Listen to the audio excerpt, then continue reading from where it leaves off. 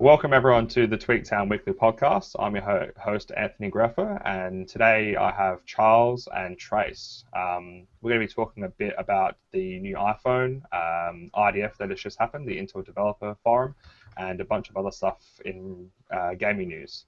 We're going to kick it off with the iPhone 5, 5S and 5C announcements. Apple announced two new smartphones this week, the iPhone 5S, which is the company's new flagship device, and a cheaper iPhone, which is the iPhone 5C. The iPhone 5C will come in 5 different colors, but is basically just a rebadged iPhone 5. The iPhone 5S, on the other hand, has a truly remarkable change in the smartphone world. No, wait, I'm just being a little bit sarcastic there. It's a tiny little evolution over the iPhone 5. Has a slightly improved camera, an M7 processor, which is what Apple is calling a motion co-processor, Touch ID, which is a fingerprint scanner on top of the home button, and a beefed up A7 processor, which is actually 64-bit capable. Not only that, but these new smartphones feature Apple's latest iOS 7 operating system. What's funny is that Tim Cook had previously said that Apple would double down on secrecy, yet everything we've been hearing about the new iPhone has been pretty much spot on, right down to the fingerprint scanner. I don't know what Apple are doing. I'm always called a fanboy of Google by a lot of people, probably even Trace that's here on the call right now. But I don't really understand. Like, I'm just a tech fan. I absolutely love tech. Obviously, that's why I work for TweakTown.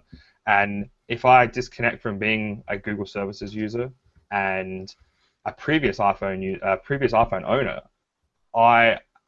I'm just very disappointed with the iPhone. I'm very disappointed with Apple in general. They haven't innovated with the iPhone.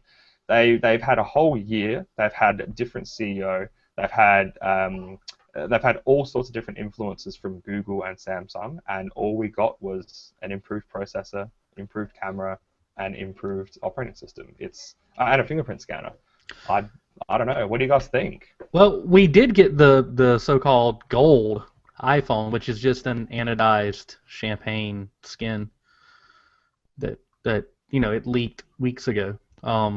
There's nothing really different about the case. The home button's a little different because of the fingerprint scanner, but the case isn't any harder.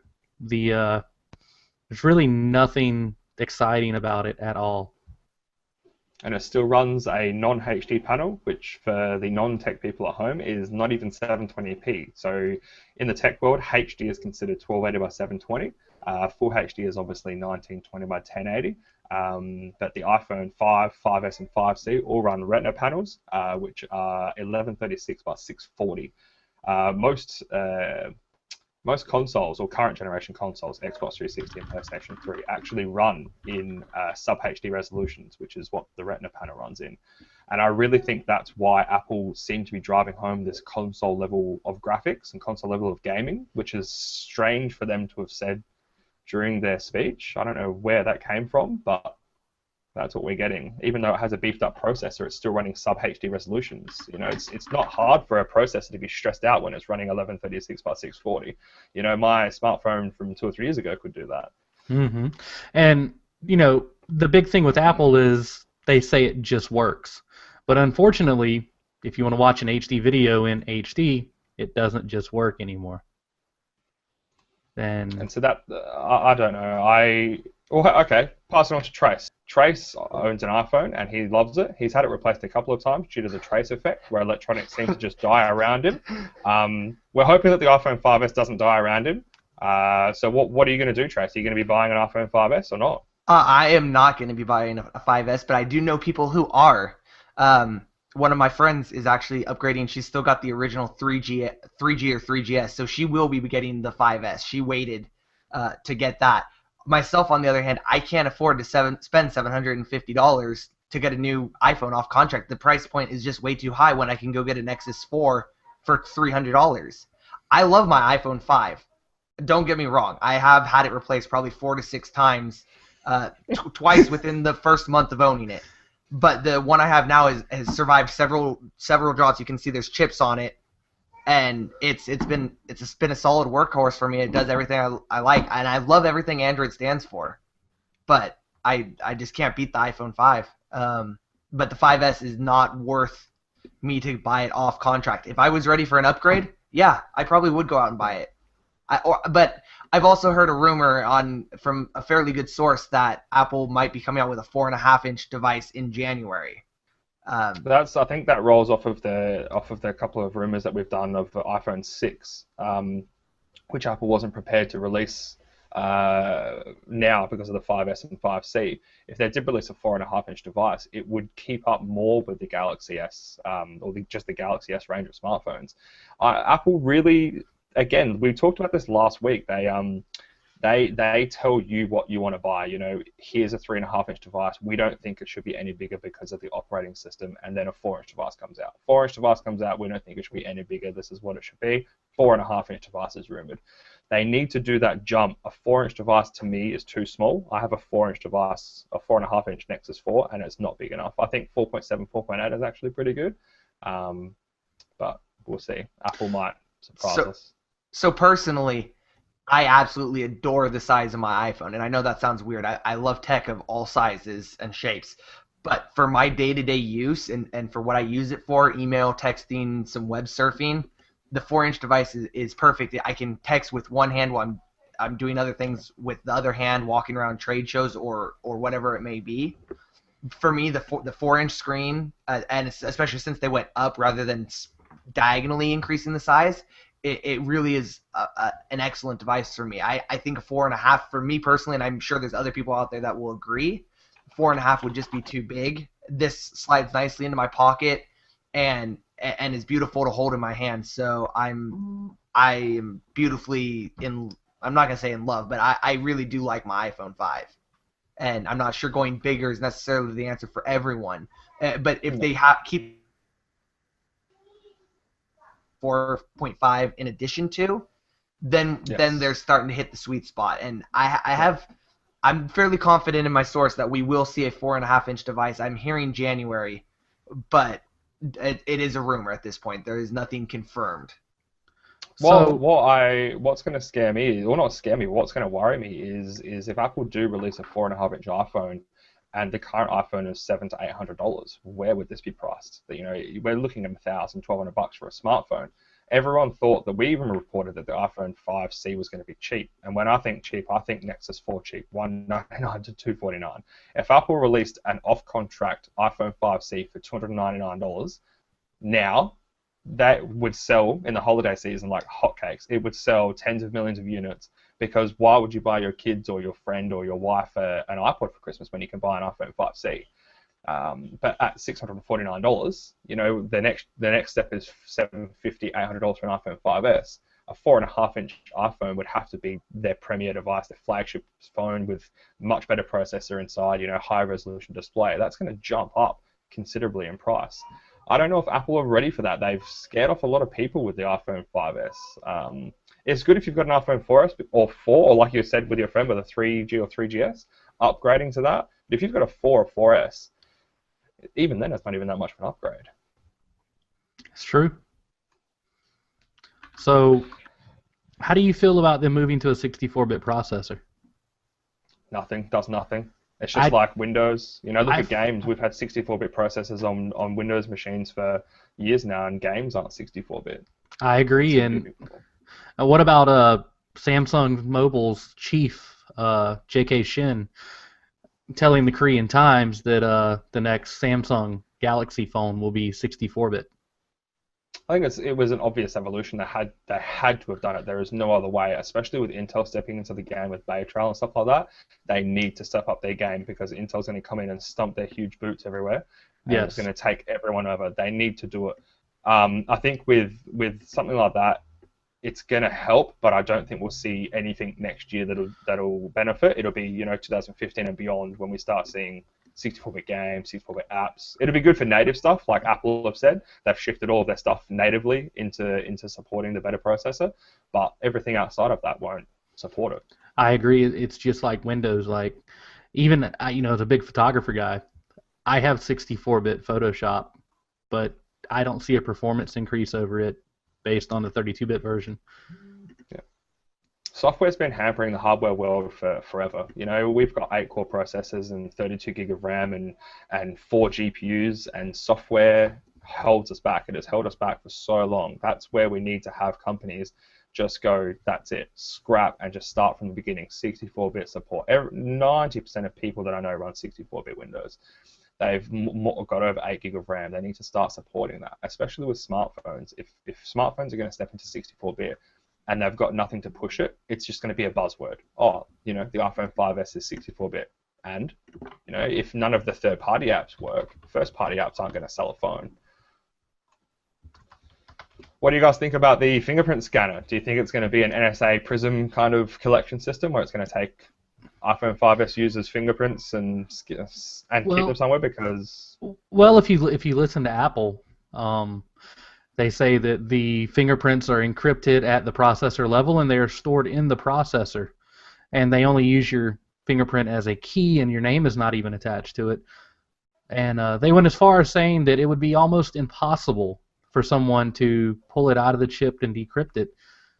But at the same time, we don't know if that's all it's doing, because it has to be processed through software at some point.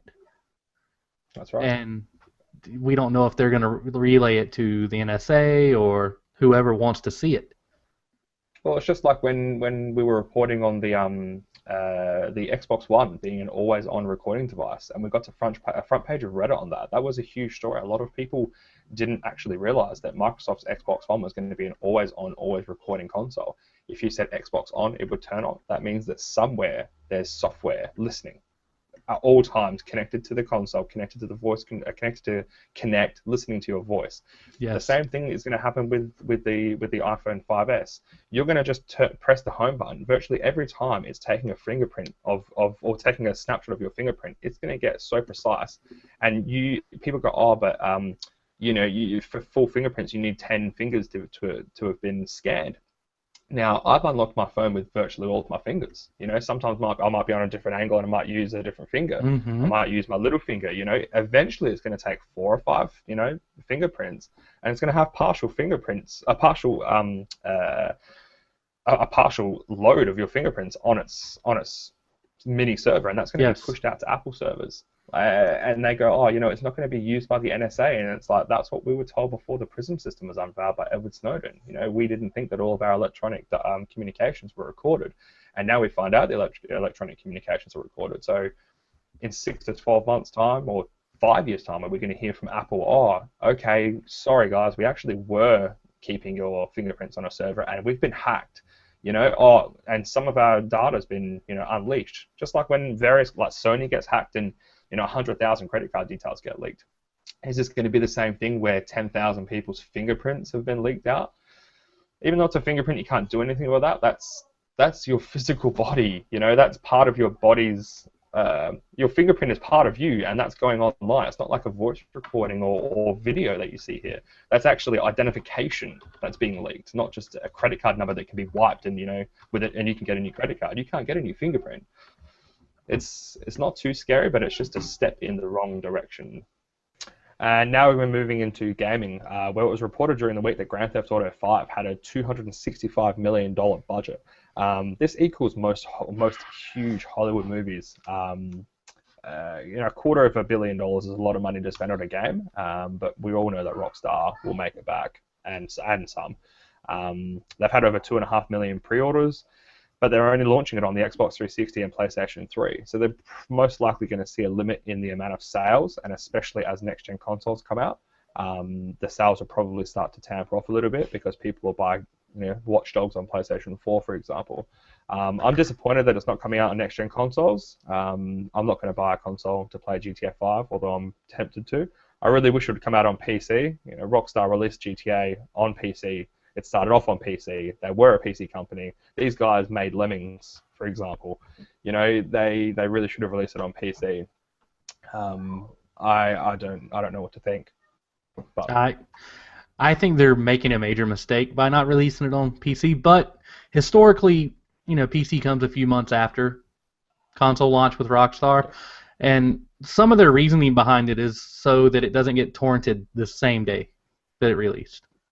Because that does happen. Like, I forgot the statistics, but Grand Theft Auto 4 and Grand Theft Auto San Andreas were two of the most torrented video games of all time.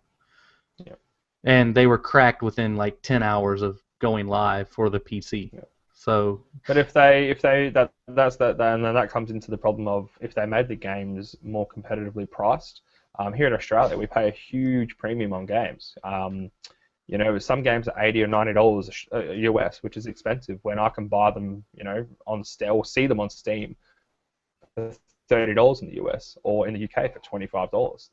If they released, you know, GTA 5 on PC for $29.99 and made it on the Xbox and PlayStation that price, why would you pirate it at that price? You know, a brand new copy of a brand new AAA title for $30. You know, you would sell tens of millions of copies of something like that price. But that's a whole different discussion, I guess. it is, and I mean that goes back to what we were talking about last week about, you know, if the movie industry would come up with a Spotify-like service, Yep. that, you know, all of us would jump on it for that $10 to $20, $30 a month fee. Yep. But Well, we have something like that. We have Netflix. I realize it's not quite the same as Spotify, because Spotify, you get the music as soon as it's out. But Netflix is close, and I know if the people that don't have their stuff on Netflix or Hulu, I am tempted to go find it through alternative means, because I don't have TV. I don't pay for a cable subscription, and they're losing out on getting paid by Hulu and Netflix if somebody wants to go out and torrent it because they want that latest season, and they're better off getting in and getting some money than getting none. You're always better to get some money. It's like a couple of years ago they had a report that Australia was one of the biggest countries for pirating, and a couple of years ago, you know, the United States would get a TV show and we wouldn't get it for 3 or 4 months, and then they complain, oh, we're seeing huge rates of piracy, and it's like, well, I don't want to pay $100 or $150 a month in Australia. This is in US to get, you know, a couple of stations so I can watch something that the United States got 4 months ago. We're getting it quicker now, but like you said, like, I mean, then you've also got to think Netflix and Hulu are limited to the United States, and a couple of other markets. In Australia, I can't access those things. If I could pay $10 a month for Netflix and Hulu, I would do it tomorrow. Yeah. But I'm cut off. I'd be willing to pay up to $60 for the package of the two, because that's what I pay for TV. And Yep. it's so much better than TV because I can watch what I want to watch without, you know, advertisements. And even if you have to Yep. stick in a couple like Hulu has, I can live Yep. with that because I can watch the shows I want to watch without having to be there at 7 o'clock, you know, Central Time to get that show. I can watch it when it's convenient to me. And since we're the customer, that's who they need to be looking for. Yep. so I think we're seeing that slow change with Netflix, like with their huge shows. Like they got House of Cards, absolutely huge. Orange is the New Black, absolutely huge. And those kinds of shows, and the new season 4 of Arrested Development, they're well received shows because and like I said, we give you the content so you can actually watch it and use it how you want. You don't need to watch an episode, wait a week, watch an episode, wait a week, and then it goes on, you know, summer hiatus for 3 months. This way you've got 10, 12 episodes, 20 episodes, whatever amount, and you can watch it whenever you want. If you are going overseas and you're on a 10-hour flight, you can smash out a whole season of TV in that flight, and it only just came out yesterday.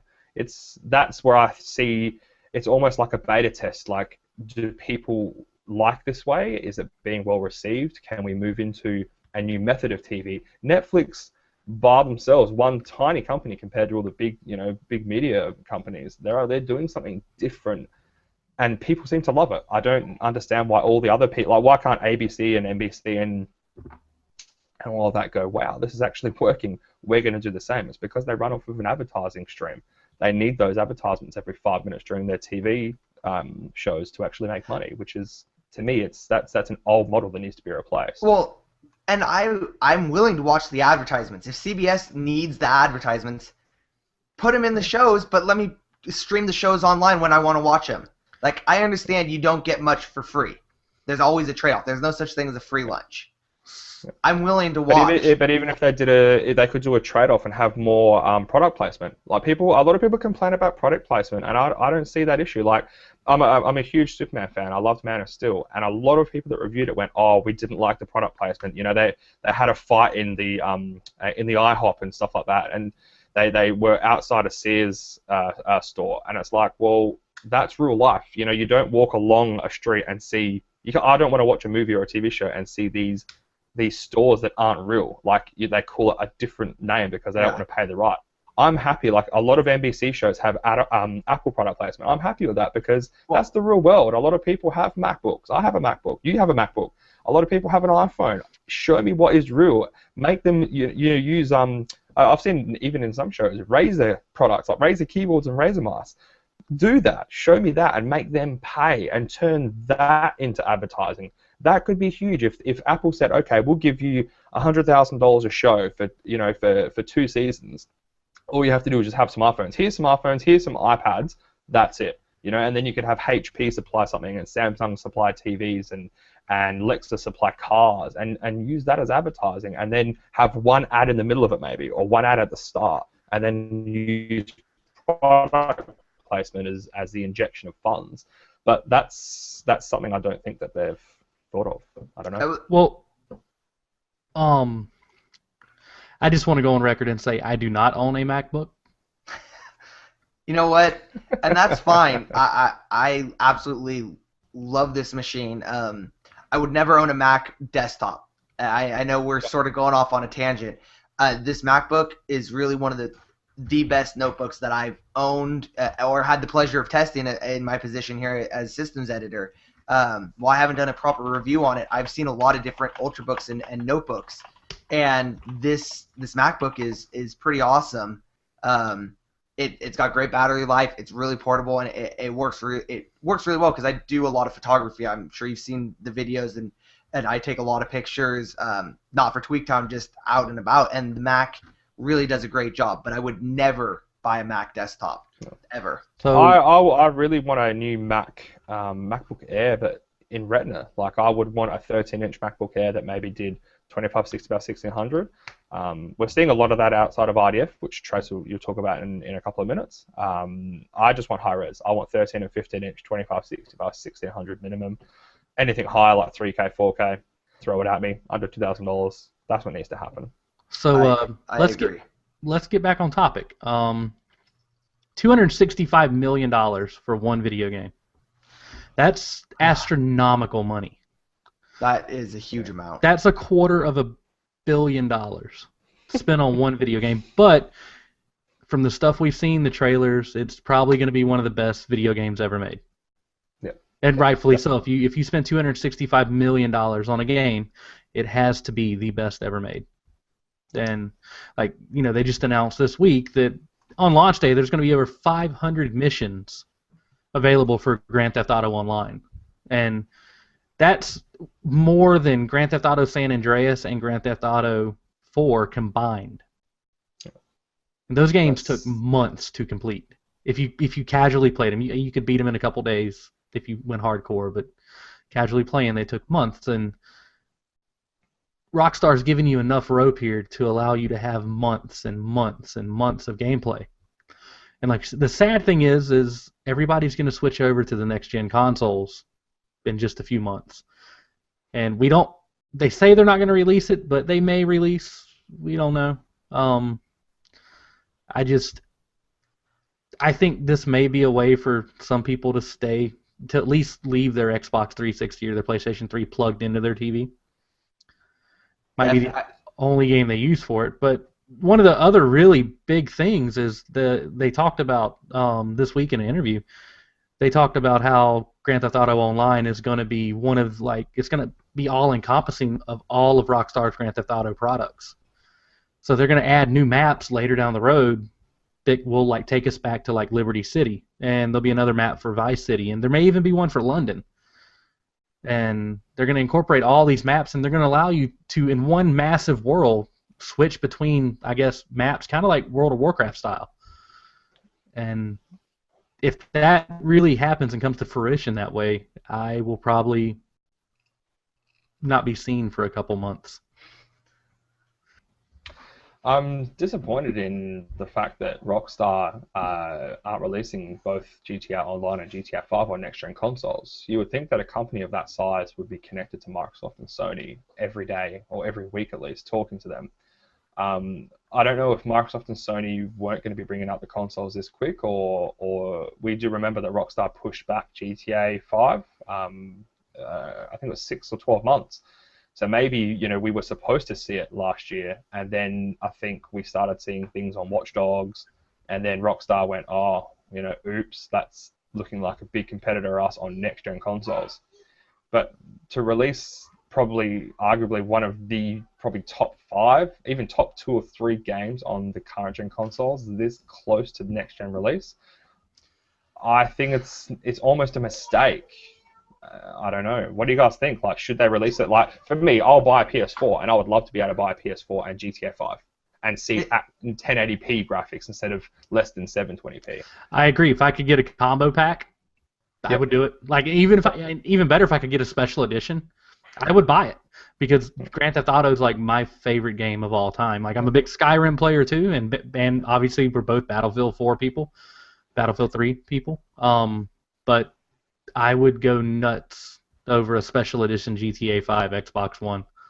Well, and the thing that I'm seeing is that they're spending $265 million, and with the current gen consoles start, I mean, they're going to start dying off, and the next gen's going to start coming out. I just think they are missing a large market, and with the graphics we've seen in the screenshots and the trailers and stuff, I don't even see how they're going to be able to do that on current gen consoles, and I'd love to see it on a next gen console, just because I think they need to recover their $265 million, and they're going to miss out on a huge market of the people who are buying their first time console, or their Xbox 360 RROD'd, or it's just, I think it's a mistake. I really do. And the problem that we're going to have now is that Rockstar don't just release GTAs every year like we see Call of Duty. You know, we're not going to see another GTA until 3-4 years from now. So you're going to be 2.5-3 years into the next generation platforms.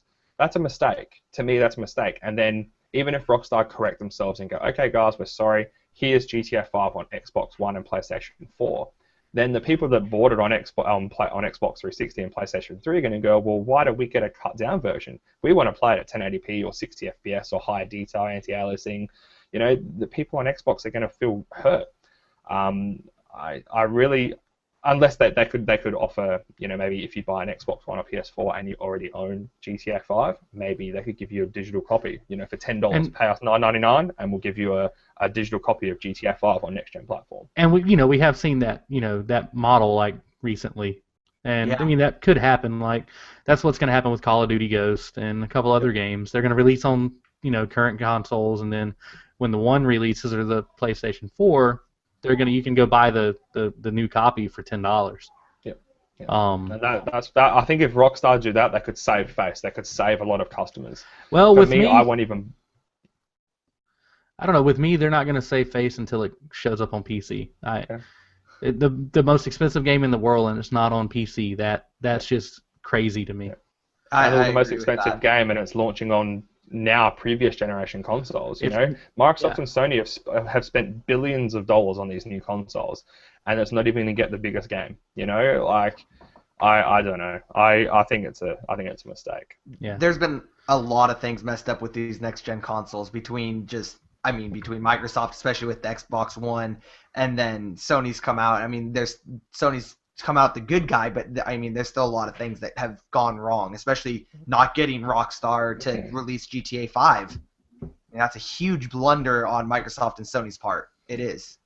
Well, that's probably why Microsoft are going on this, or not Microsoft, but they're sending Major Nelson on an apology tour around the United States. They're having to say, and it's not even saying sorry. It's almost like, please buy our console. Please buy our product. We have spent so much money.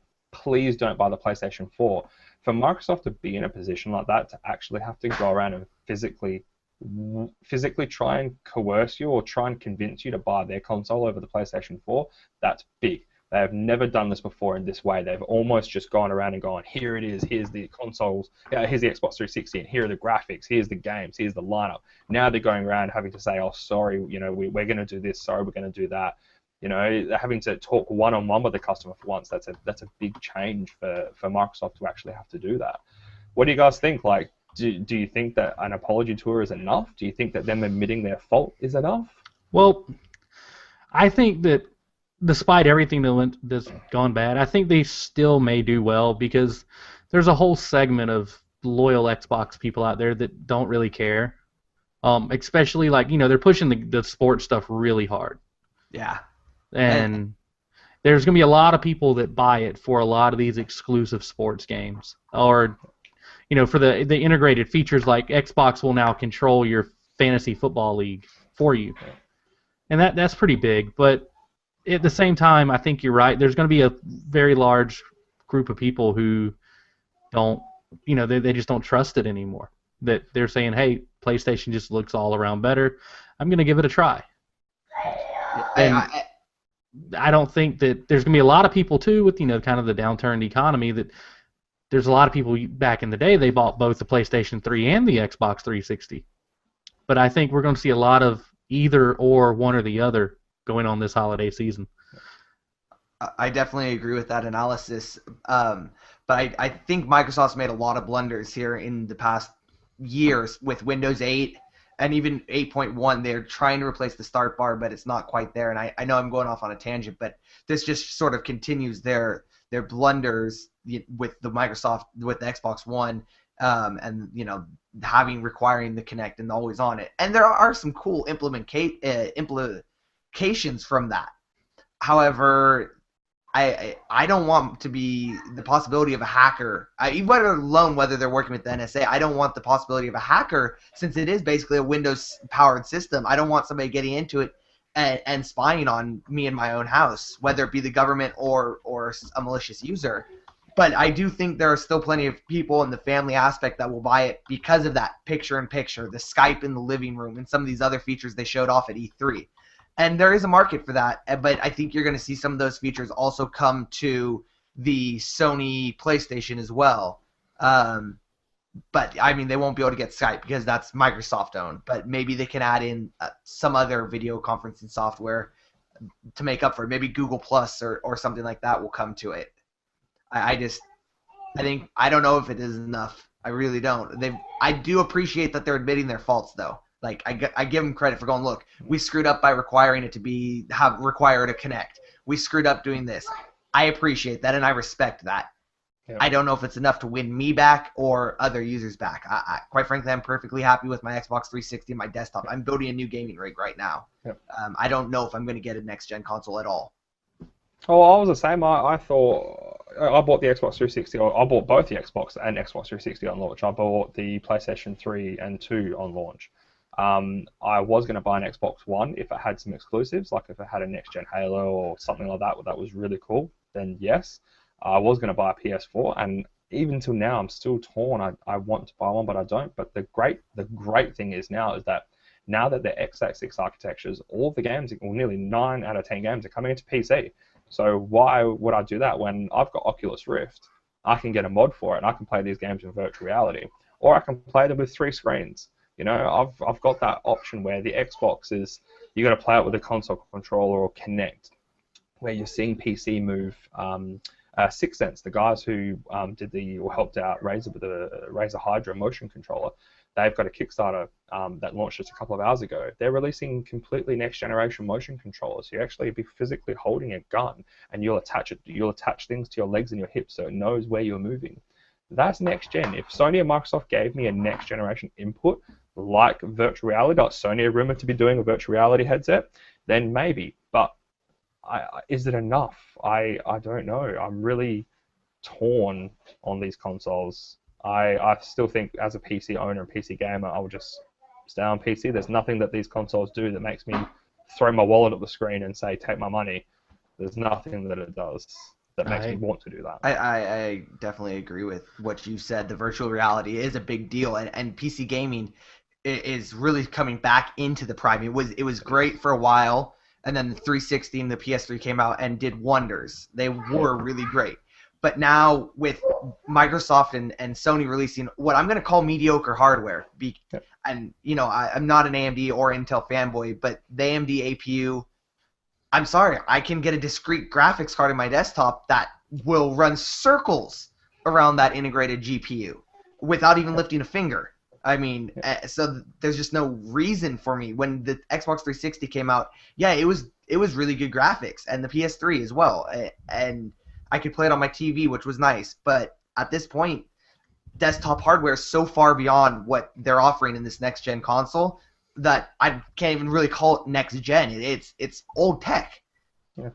It's already old tech. Well, even a lot of the upcoming SoCs in mobile devices like Tegra 4, these things are pumping out 1080p with tessellation, 30 to 60 FPS in something that uses 3 watts. 3 watts. 1, 2, 3, not 30 or 60 or 100. That's a minuscule amount of power, and that's what's already here. A lot of the devices are already here. Yes. When that starts happening, Microsoft are going to be in a position. I've written a few editorials on this where the hardware is not going to be fast enough, and you're going to have smart device SoCs that are going to completely leapfrog them. So you already got SoCs that are already on par, nearly on par with what the Xbox One and PlayStation 4 can deliver, which is 1080p. If even Sony, Sony are behind Blu-ray, they should have made their console just hardware crazy. They should have put in a GPU that can do 300 gigabytes a second in bandwidth and was capable of doing 4K at 30 FPS. If Sony had delivered that to me, I would buy one. 1080p 60 FPS with every game, I would have bought one. But when I hear that every game is going to be running at 1080p at 30 FPS or 720, Battlefield 4 runs at 720p. Why? Yeah. You've got all this new hardware and you're running Battlefield 4 at 720p? I'm sorry. That's nothing to me. It's not impressive. 720p, I gamed in that in the 90s. It's 2013, kids. Come on. Do something better. It's not enough. And you say that to people and they go, oh, you're so negative against the consoles. Like, what are they supposed to do? And it's, like you said, like a laptop and SoCs can do this. Why can't next-gen consoles? It's a really bad time to be launching a console and it's already superseded by a smartphone, that fits in your hand and has 8-hour battery life. It's not good. It's silly. And I think that's a really good transition into IDF and some of the stuff that was shown there. Intel's whole focus at the show really was we're going mobile. So they released their new Bay Trail for the 2-in-1 devices. They showed off Broadwell, which has even more power consumption savings over Haswell, and Haswell gave us a huge boost.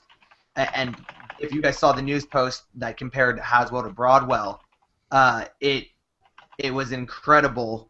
The difference that the power consumption. I mean, it was a fair amount less, and so when you start comparing that and some of the other capabilities Intel's packing into their silicon, we had 2 videos about the encoding and decoding using QuickSync technology, which has been around for a couple of generations, but it's really starting to get into its prime. We showed a demo where they were proving that an Ultrabook for business class, it was enough for most business class workloads, and that QuickSync video was able to transcode a 1080p video down to 720p in like 9 seconds. It was like a 3-minute video clip. That was impressive.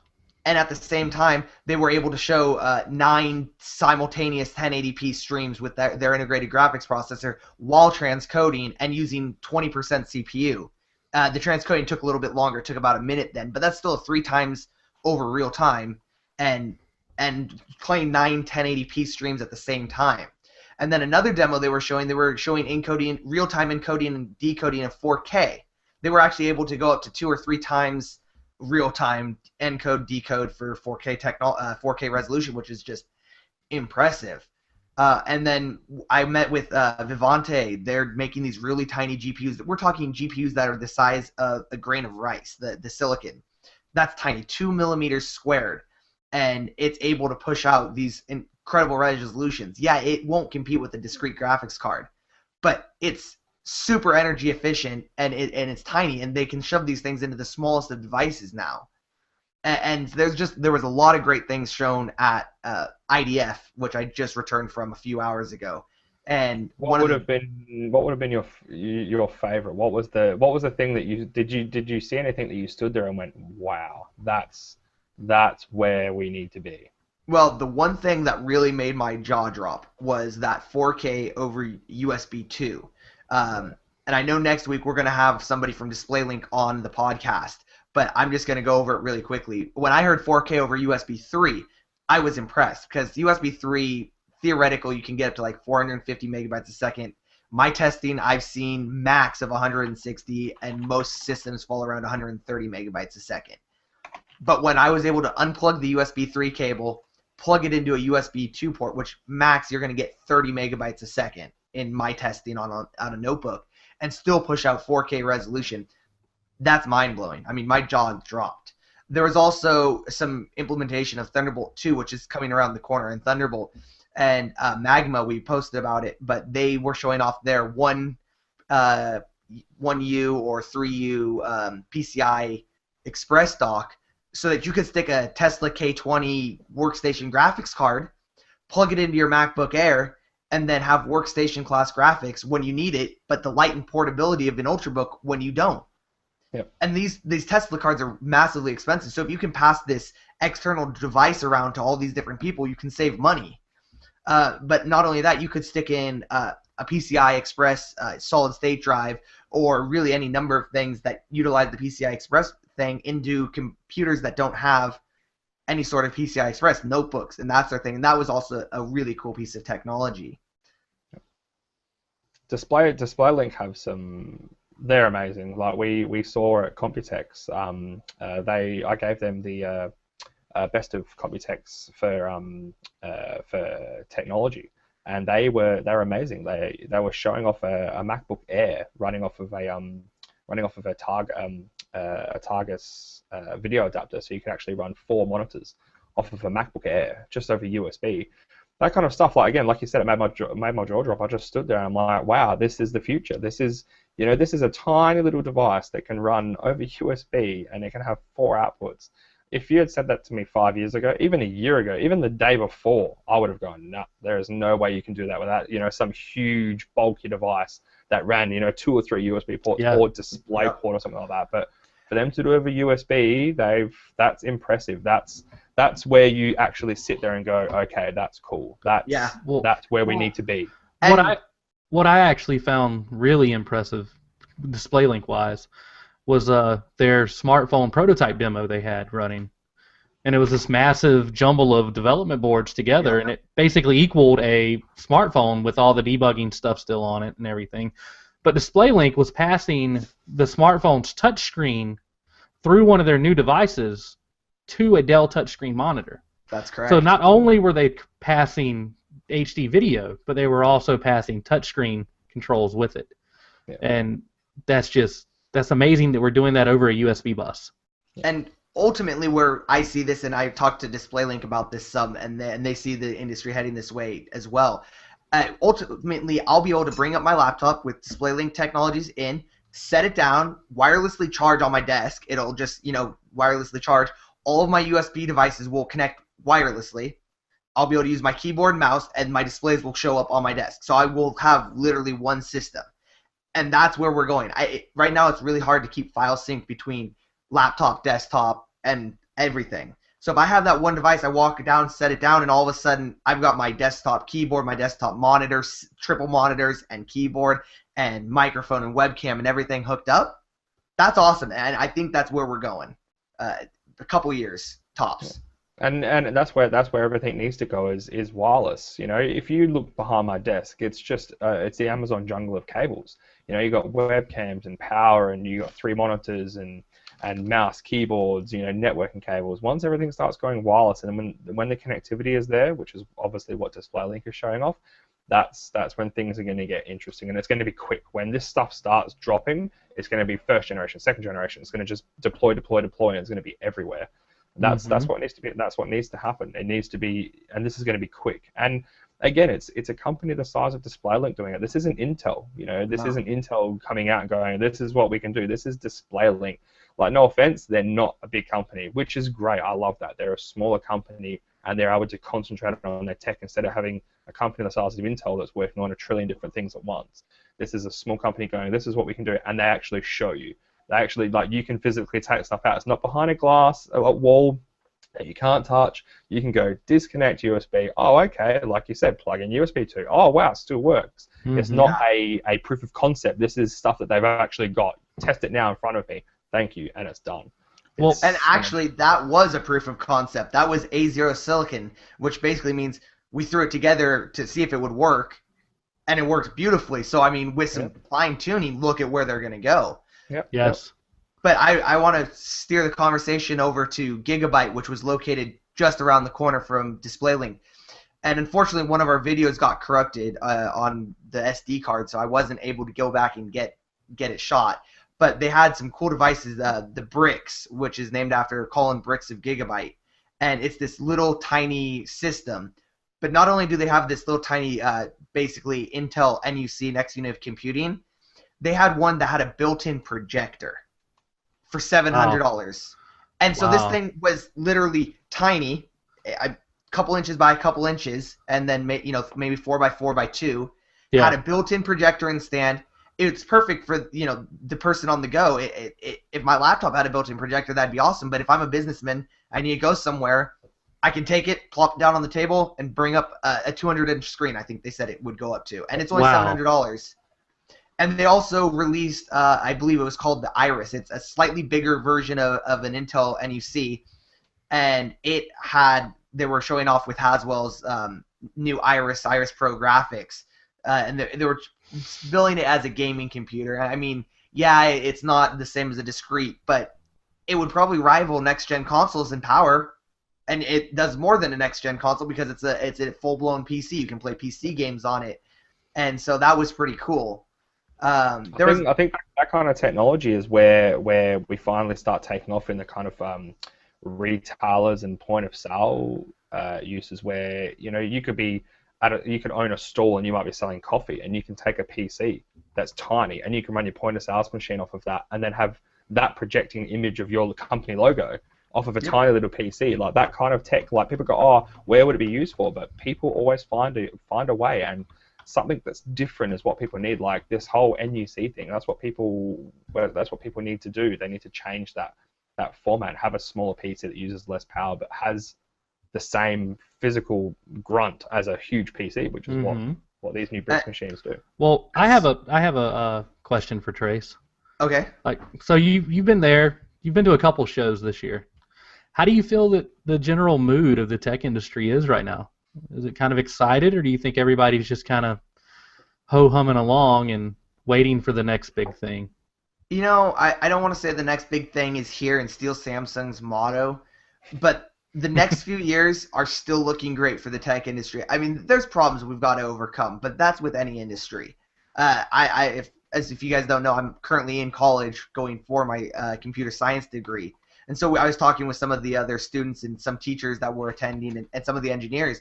And there's always going to be blockades and issues that come up, barriers.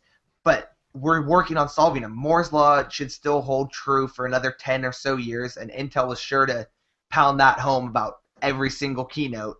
But there's some really cool stuff that Intel's working on in their labs that I want to hit on here before we wrap up. During today's keynote, which I've got some content to get up about, there was some really cool stuff shown off. They tested a notebook. The whole keynote was about mobility with Dr. Genevieve Bellevue, I believe. If I've got the wrong last name, I apologize. But she was showing off this new laptop that had a dual screen lid so that you could interact on the backside. You could do 140 characters or an image. And while they were playing with it in the on stage, jokingly, they had done research out with real people, and these group of 14-year-olds who were at the testing lab asked if they could have a sleepover because they didn't want to leave the technology, and that's impressive, and that's saying a lot. And further on with this whole mobile technology, they showed that your smartphone could become more contextually aware. Your smartphone would learn your voice and be able to unlock because it knows it's you, it knows your voice. But it would also then be able to tell like you're with your friend because both devices are hearing each other, but it still recognizes you, but the other phone is recognizing you, so that phone can know that, hey, I'm with my friend, and I can talk contextually aware and go, what do we normally do when we're together? And it can learn me and be more useful. And they had one other demo that they showed off on stage was that they used the accelerometer data from the cell phone to map a person's gait as they're walking, which is apparently really good and really indicative and personalized, like a fingerprint or an eye scan or something similar. And so they could tell with pretty good confidence that it was that person or an imposter, and they could use that to unlock or lock the device, which that's really cool. My device doesn't require a password as long as it's moving with me, and within 5 minutes of me stopping, it's still unlocked. And then as soon as it detects it's being moved in a not normal way, it locks with a password or something like that. And that's some really cool technology that's coming down the pipes. It's right now it's proof of concept, but I'm really excited. So I think the general mood is awesome. That's going to take Google Now to a whole new level. Exactly. Exactly. Your device is 50 meters down this way. It's in this house. Yeah. It's really exciting times ahead, and I know we've had sort of a downturn in desktop PC sales, but Intel's really excited about the 2-in-1. Personally, I'm not so excited about it, especially the ones that separate the keyboard and the screen. The ones that flip, I can get excited about, or a dual screen like the Asus Tai Chi. I'm excited about those, but the ones that are separating, you lose the best part of a tablet and you lose the best part of a laptop, or you lose some of the aspects that are important. But overall, I just want to wrap this up by saying IDF has by far been the best industry event I've attended. I've attended CES, E3, GDC, PAX Prime, and by far IDF is far and away the best. They fed everyone well. It was a great attitude. Everyone was friendly. Best feeling, best show I've been to.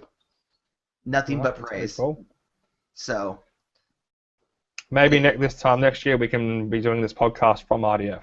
That would be fun. I hope so. Next time this year, we should also be seeing DDR4, most likely on Haswell E. Well, we're already seeing it in the enterprise. G Skill released some this week. Well, they released they're saying DDR4 is ready, but there's no system that makes use of it yet. And so we're expecting to see. I'm expecting. I was unable to get a firm answer out of any of the companies showing DDR4, though they had it working. I was unable to get a firm answer as to what system it's coming on, but they basically said this time next year there will be a system launch that will support it at first in the servers, and then it should transition down to the desktop market. So I would guess Haswell E. Haswell, I think that's when we're going to see the big jump, and we'll see big jumps in storage, in DDR. I'm hoping that PCI Express 4.0 or something like that comes out with next-gen graphics cards. We've got HD 8000 series launching in a couple of weeks' time, hopefully. So that'd be nice. It's a good time to be a PC owner. And it really is. And I just want to throw one other thing that could be a cool product coming down the pipeline. Intel overclocking SSDs. They showed a proof of concept. They showed that there's some frequencies available to tweak inside the solid state drive, and that you can get up to 20-30% gain in performance. I spoke with some of the people who were working that, and they said that you don't really have to worry so much. They'd probably if they were to release a product, though they're not announcing any at this time, that they would put limits on it so that you wouldn't have to worry about the integrity of your data. But they probably wouldn't release an unlocked version just because it's important to keep your data. But 20-30% improvement in solid state drive technology just with current gen tech, 20-30% more performance, that's incredible.